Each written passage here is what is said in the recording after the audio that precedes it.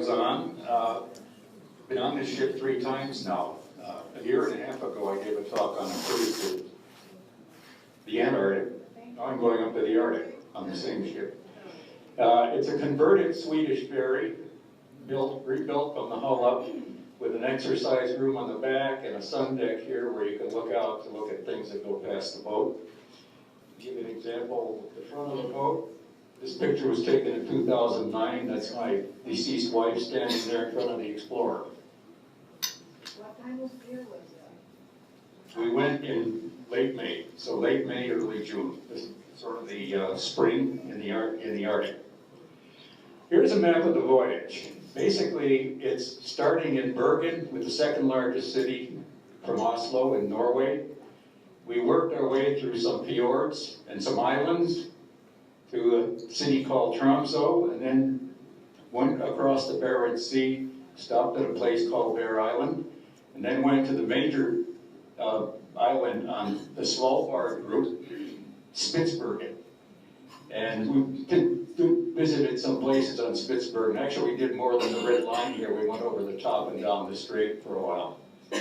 Now, one of the things you'll notice is that most of this trip is about the Arctic Circle. So we're in the land of the midnight sun. And I'll show you the midnight sun. Let me just say a few words about Norway. Norway historically has been a fishing and farming country until a few decades ago when oil was discovered in the North Sea. Now they're a petrol economy, and ultimately that petroleum will give out, and they have an immense sovereign wealth fund to try to convert their economy back to something that's sustainable. We'll see how that works. Svalbard itself is rather interesting. The major commercial activity there is coal mining, which should surprise you. How does coal get formed on an island way above the Arctic Circle? Well, that answer is amazing, because 150 million years ago, Svalbard was at the South Pole. Over 150 million years, it gradually moved through almost all the latitudes on Earth, and it endured just about every geological and ecological process imaginable. Dinosaur bones buried there, coal, oil, you name it. Actually, if it continues on its present course at the current speed, it'll be at the North Pole in 50 million years. Well, maybe we'll. No, we won't. This is downtown Bergen. There's nothing particularly exciting about it. We did visit some places around Bergen. Some of you may be familiar with Edvard Grieg, the composer. This is his house. We went through his house. I won't bother you with a lot of details there because I don't have time. We also visited some early churches. This is a medieval Norwegian church. And they were hedging their bets back then, because when Christianity came from the south of Europe, they were a little bit skeptical, and so they have crosses and pagan symbols on this church. This is probably the most beautiful picture I took on the trip. This is the Nord Fjord, and what you see here is, this is the shoreline, and you see the clouds, the mountains, and this foggy mist reflected in still water fjord. This fjord is 65 miles long. Its average depth is 1,800 feet. You wonder, how did something like that form? Well, in the past 3 million years or so, there have been about 30 glacial excursions through here. These glaciers are carrying rocks along with them that scour out this deep channel, 1,800 feet deep. On the way to this glacier, we passed waterfalls, scenes like this, and this is the glacier right here. This is another view where you got reflection in the water. I thought that would be interesting. But the interesting thing is, this is a glacier. This actually is an arm of the largest glacier in Europe. And it doesn't look like much, does it? And to figure out why it doesn't look like much, you can sort of walk back about a quarter of a mile on the trail leading to that glacier. And you see a sign here that tells you where the glacier was in 1870, a quarter of a mile back. So you say, oh, man-made global warming. Well, that's the important part of it in the most recent decades. But if you go back another 1,000 feet on this trail, you see another sign. This is where the glacier was in 1800. So in 70 years, it moved about the same amount as it did from 1870 to the present. Why? Well, the Earth has been warming since the end of the so-called Little Ice Age that began about 1100 or 1200 AD and stopped about 1600. And so it's been warming since about 1600, and that caused the glacier to retreat. Here is an example of the Explorer berthed in a fjord. I show this because just to indicate that we go ashore here and take hikes through the forests and up into the mountains. Look for wildlife, look for ecology. You see kayak around in the fjord. This is me here with a shipboard roommate, not roommate, friend. This is a view from a hike we took with our muddy Wellington boots. There's always a lot of mud and stuff like that around. This is the explorer in the fjord. And every time we went ashore, usually we had 3 different hikes, short, medium, and long. This is the long hike from a deserted fishing village way down here. These are some of the people on the hike. And this is the sort of scenery we ran into on those hikes. This is the ship's captain. This is a German guy. And he took great pride in controlling the ship precisely. And at one point, he backed out of his tough spot in the harbor and he turned around to all the people on the bridge. And he allowed us all on the bridge.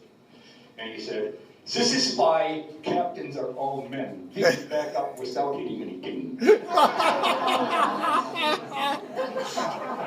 That didn't make him popular with the women on the bridge.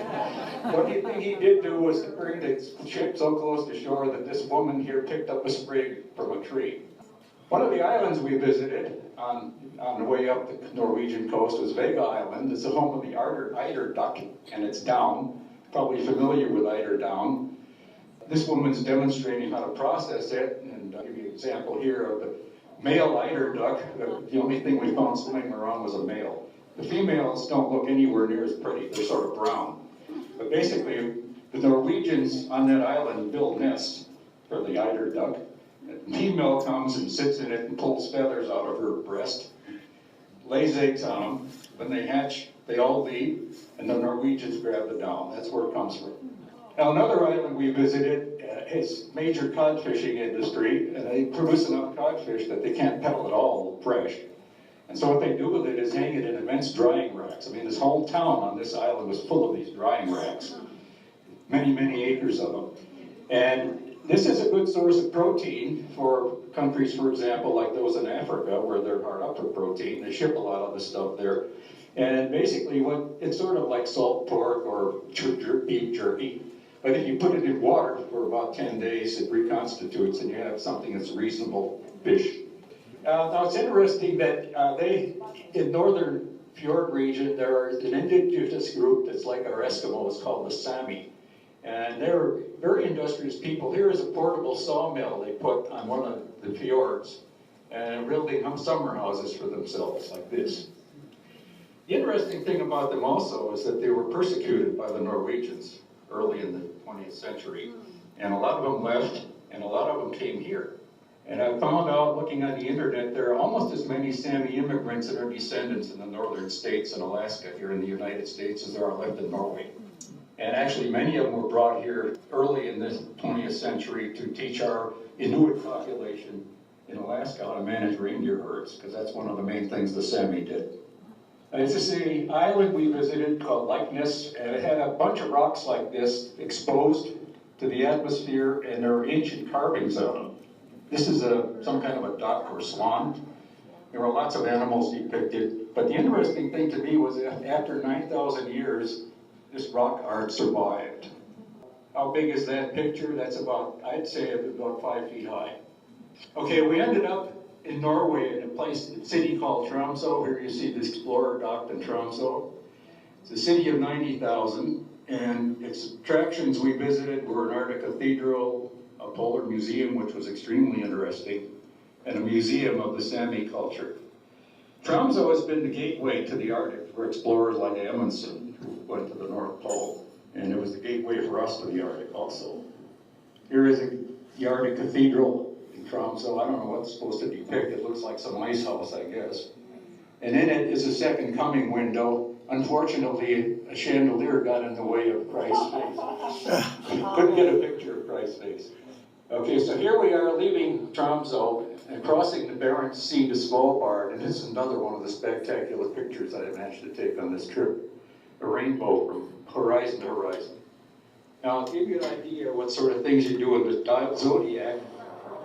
Here we are on Bear Island. This is halfway to Spitsbergen, and we're looking at birds nesting on Bear Island.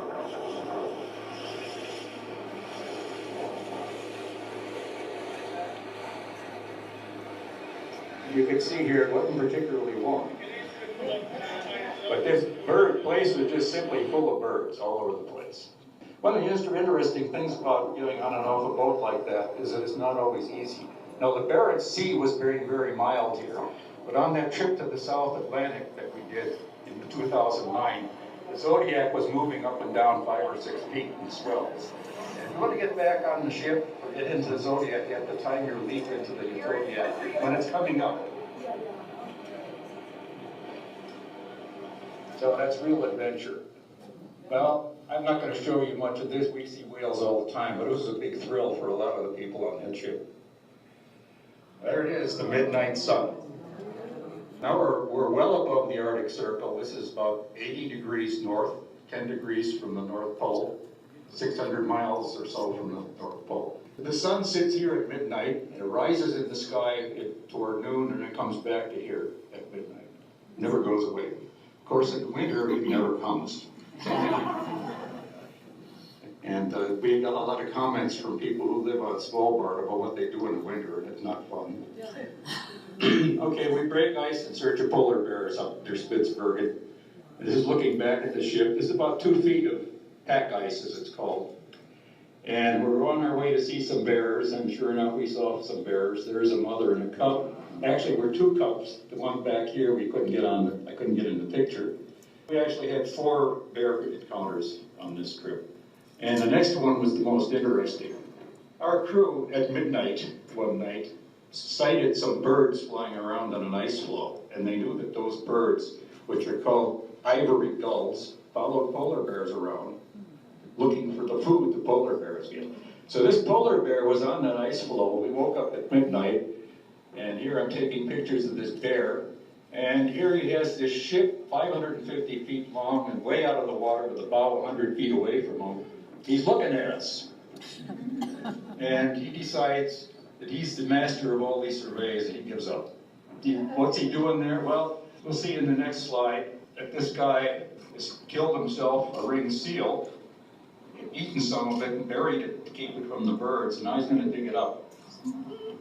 And the reason why the camera's jumping there is my hands are freezing. This is midnight here. I'm trying to switch from hand to hand. Okay, let's quit that one and go to this one where we see the bear feeding on the ringed seal. And, you know, after the first look at us, he ignored us.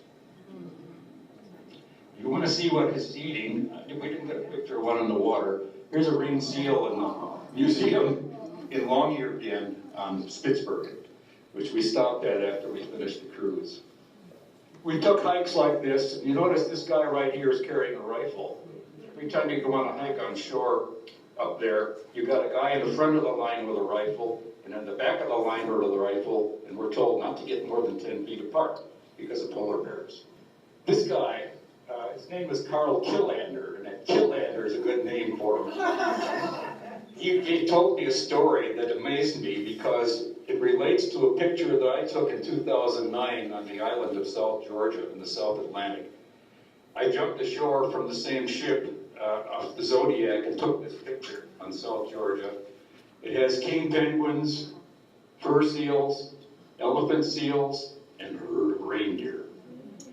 The reindeer were brought there by the Norwegian whalers in the early 20th century. And the current crop of Norwegians thought, oh, we've screwed up the ecology of this island. We're going to go there and kill all those reindeer, and they did. So no one will ever take a picture like this again on South Georgia. And that Carl Killander was one of them. All right, now we'll go to another form of wildlife we looked at. These are walruses, and you see them right off the bow of the boat here. And they're interesting animals. They eat crustaceans like clams and shrimp. And apparently these ones are fishing for shrimp, because there's certainly no clams near the surface. Well, you see they get angry with each other occasionally. There's a third one coming from the upper part of the screen that thinks the other ones are doing something he doesn't like, or she doesn't like. I'm not sure which is which. I can't tell what the male and female walruses look like.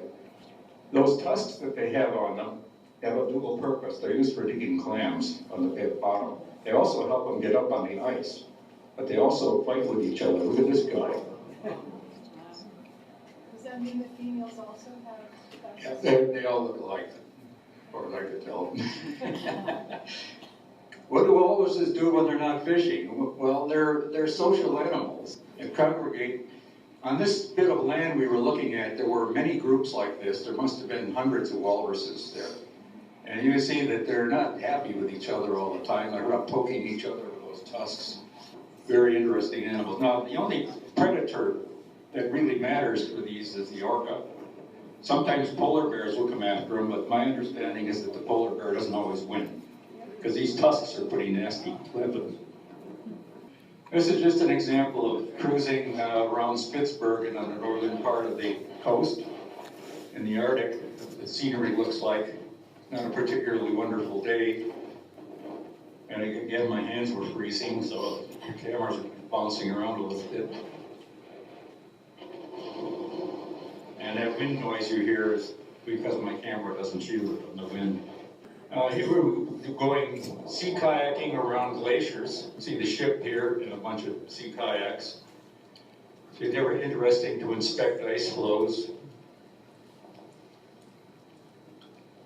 You can see some of the scenery that we saw in this cove that we entered.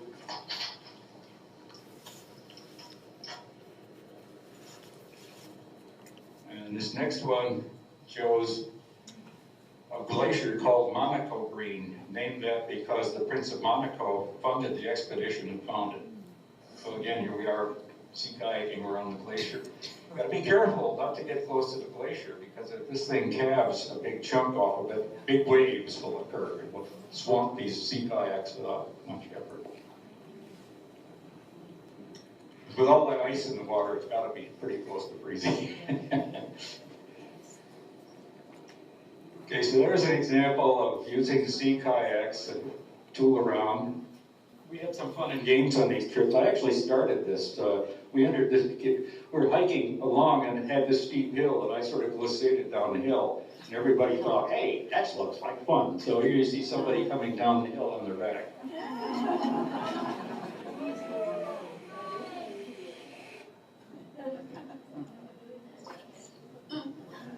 We took a look at some ice that came off glaciers, and we talked about what the structure was.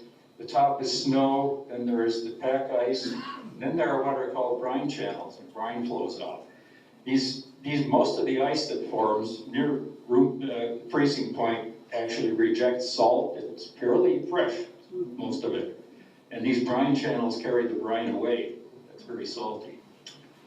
Okay, our last day on this trip, we climbed up 1,500 feet to a mountaintop through knee-deep snow. And the snow was melting in our boots, but it was a lot of fun. And here we ran across the third form of wildlife that's sort of interesting. These are the Svalbard reindeer. We saw them way up on top of the mountain when we started climbing, and they saw us, and they came running down toward the ocean. And 3 or 4 times as we moved up, there were at least 25 to 30 of us. They came up to look at us. They were very curious. And here we are at the top, and this is their last trip to look at us. And it's amazing how curious they are. I think what they were worried about was that we're going to graze on their land or something like that. I'd say they're about 5 feet high, something like that, 4 or 5 feet. But males and females both have antlers. The males develop them in the spring, probably so they can fight over the females. The females develop them a little later in the spring to keep them all year, probably to fight off the males. Anyway, they've seen enough of us that we're going to head down the hill. So I'm going to finish here with the last shot of me on top of that mountain on Spitsbergen. This is the Explorer down here. And despite my wet boots and all that, I'm having a great time up there. It was one of the best views I've seen on the whole trip. It was a 360-degree view like that. Really beautiful. So after this, we sailed to Longyearbyen, the biggest town on Spitsbergen. I'm not going to show you much about that because it wasn't that interesting, except for the coal mines. And that was the end of our trip. So, thank you.